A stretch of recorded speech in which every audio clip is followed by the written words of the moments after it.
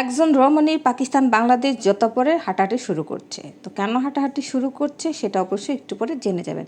তো hello viewers, সবাই কেমন আছেন? আশা করি সবাই ভালো আছেন। আর বরাবরের মতো আবারও চলে আসলাম আমি পিউ নতুন একটা ভিডিও নিয়ে। আপনারা তো দেখেই বুঝতে পারছেন এটা একটা জুতার দোকান।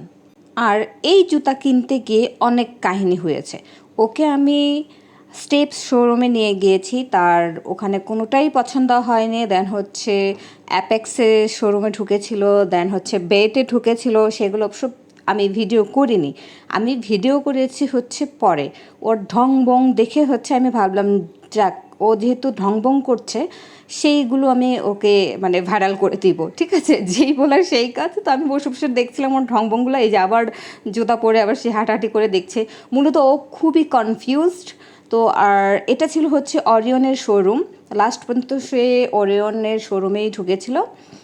আর বিশ্বাস করেন ভাই, কমসে কম সে 7 কি 8টা জোড়া জুতা ট্রাই করেছে।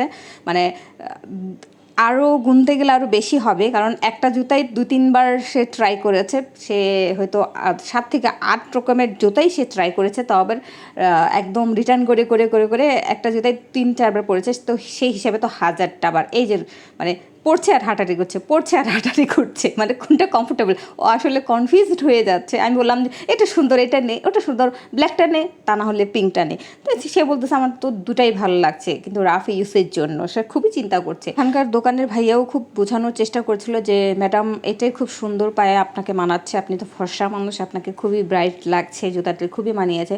তো কনফিউজ এসে তারপরেও সে কনফিউজ। তারপরে আমি জোর করে বললাম যে এটাই নে, কালোটাই নে। আমি বললাম ভাইয়াকে, ভাইয়া প্যাকেট করে ফেলেন, প্যাকেট করে ফেলেন, ওকে যত দেখাবেন তত ও কনফিউজড হয়ে যাবে। লাস্টে সে এই ব্ল্যাক জুতাটাই নিয়েছিল।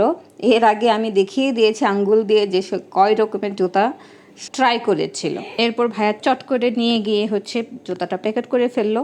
এদিকে আমার ছোটো বোন আমাদেরকে দেখে উকি দিয়ে বললো, কী ব্যাপার, কার জন্য জুতা টুতা কিনছো? তো আমরা ওর কাহিনিগুলো বললাম।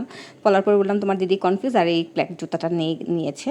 তো ভাইয়া তারপর হচ্ছে কাউন্টারে জুতাটা প্যাকেট করে রাখছিল, আর আমরা একটু কিছুক্ষণ হচ্ছে ওয়েট করছিলাম। আমি বললাম তুই তাড়াতাড়ি বিল কর। ও ব্যাগ থেকে বার করছিল, আমি বললাম যে তোর ব্যাগটা আমার হাতে দে। তো নিয়ে নিলাম। সে বিল করার জন্য ওয়েট করছিল, যেহেতু আরেকটা ভাই ছিল সাথে। তো ওনার বিল কমপ্লিট হওয়ার পরে দেন হচ্ছে ওকে কমপ্লিট করেছে। আর এদিকে হচ্ছে কি সে আমাকে ভেঙ্গিয়েছে, সেটা আপনাদেরকে দেখাচ্ছে। দেখেন কেমন করে আমাকে ব্যঙ্গ করেছে। ভাইয়াটা সুন্দরভাবে প্যাক করে ওর হাতে ওর জিনিসটা বুঝিয়ে দিয়েছিল।